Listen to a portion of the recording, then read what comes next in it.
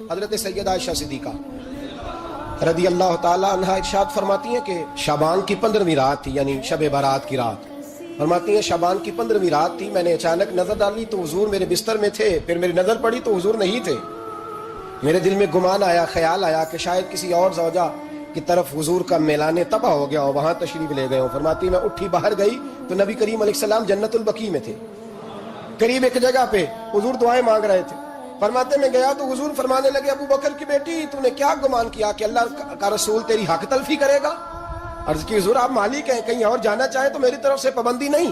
کہتی ہے وہاں کھڑے کھڑے میرے رسول کریم نے بیان فرمایا، یہ ترمذی کے لفظ ہیں۔ حضور نے فرمایا عائشہ یہ شعبان کی 15ویں رات ہے، مدینے میں سب سے زیادہ بکریاں بنو کلب کا قبیلہ پالتا تھا۔ فرمایا آج کی رات بنو کلب کے قبیلے کی بکریوں کی تعداد کے مطابق اللہ میری امت کے لوگوں کی بخشی فرما دے گا۔ یہ وہ رات ہے۔ جناب عائشہ صدیقہ رضی اللہ تعالیٰ عنہ نے بات رات کو سنی تنہائی میں نبی پاک سے، رات کو تنہائی میں حضور سے سنی، سویرے جناب عائشہ نے کل امت کو بتائی۔ اگر یہ بات اہمیت والی نہ ہوتی تو بی بی صاحبہ آگے روایت کرتی، یہ کتابوں میں آتی، یہ لوگوں کو بتاتی۔ حضرت عائشہ نے روایت کیا اور مولا علی شیر خدا نے تو کھل کے کہا، ابن ماجہ میں حضرت علی سے پیار کرنے والوں کے لیے الگ عنوان، مولا علی نے کھل کے فرمایا شعبان کی 15ویں رات کو رات عبادت کرنا اور سویرے روزہ رکھنا۔ حضرت علی کے لفظ بائی نہیں سیاستہ میں، رات کو عبادت کرنا، دن کو روزہ رکھنا۔ ویسے تو رب کریم ہر روز تہجد کے وقت پہلے آسمان پر نزول اجلال فرماتا ہے اور لوگوں کو فرماتا ہے کوئی بخشش مانگنے والا؟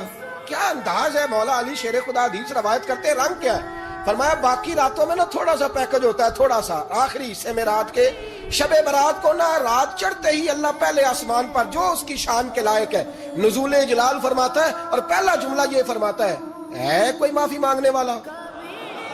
اللہ کرے آپ کو سمجھ آئے، یعنی معافی دینے والا کہہ رہا ہے چلو آؤ ادھر آؤ ذرا معافی مانگو، میں معاف کرنے آیا ہوں، مانگو معافی۔ ہے کوئی معافی مانگنے والا؟ معاف کر دیں گے۔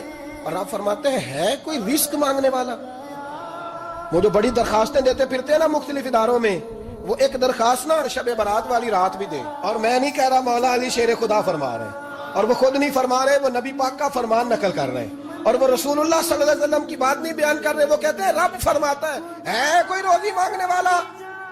سارے سیٹھوں نوابوں جاگیرداروں کے پاس جا جا کے تھک گئے ہو، ایک دن میرے کہنے پر، ایک رات، ایک دیہڑی ذرا شب برات والی لگا کے تو دیکھو۔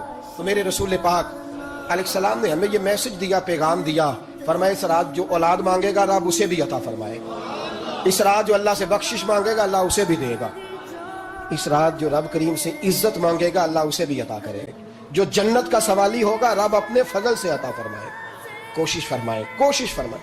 10 محرم کو ہمارے ہاں لوگ جاتے ہیں قبرستان، وہ کسی حدیث سے ثابت نہیں، میں منع نہیں کر رہا، جائیں 9 محرم کو جائیں، 10 کو جائیں، 11 کو جائیں، 8 کو جائیں، سفر میں جائیں، ربیع الاول میں جائیں، قبرستان میں جب بھی جائیں منع نہیں ہے، لیکن شب برات والی رات تو خود رسول کریم گئے ہیں نا قبرستان۔